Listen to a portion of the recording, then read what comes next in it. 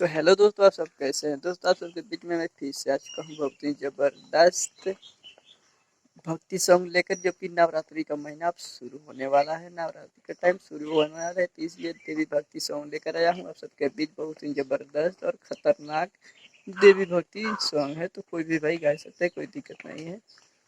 तो चलिए टाइम को बर्बाद ना करते हैं, मुखड़ा को शुरू करते हैं।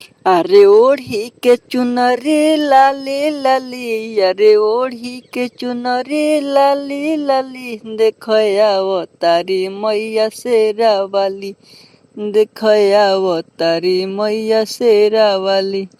मैं के शेरवा चलेला हाली हाली, मैं के सिरवा चलेला हाली हाली, देखो वो तारी मैया शेरा वाली, देखो वो तारी मैया शेरा वाली। इसके बाद फर्स्ट रहता है, तो चलिए सुनाते हैं।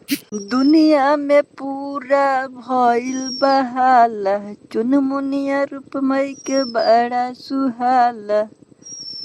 दुनिया में पूरा भइल बहाला, चुनमुनिया रूप मई के बड़ा सुहाला।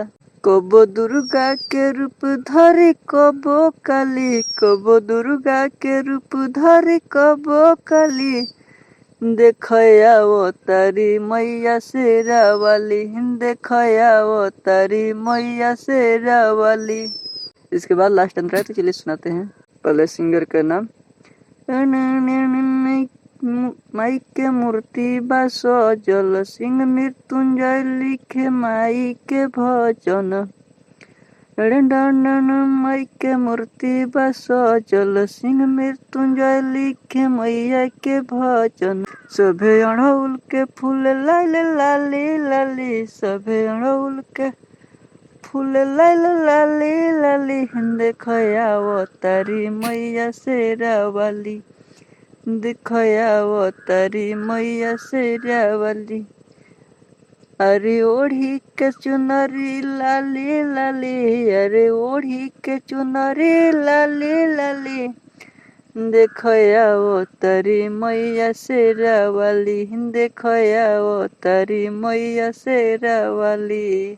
तो दोस्तों, यह फुल फ्री सॉन्ग है, कोई दिक्कत नहीं है, कोई भाई गा सकता है, बशर्ते आप सिंगर का नाम डाल लीजिएगा, क्योंकि मैं वहाँ पे जगह छोड़ देता हूँ सिंगर के नाम के लिए। और राइटर का नाम आप चेंज मत कीजिएगा, मेरा पूरा सपोर्ट रहेगा आप लोग को।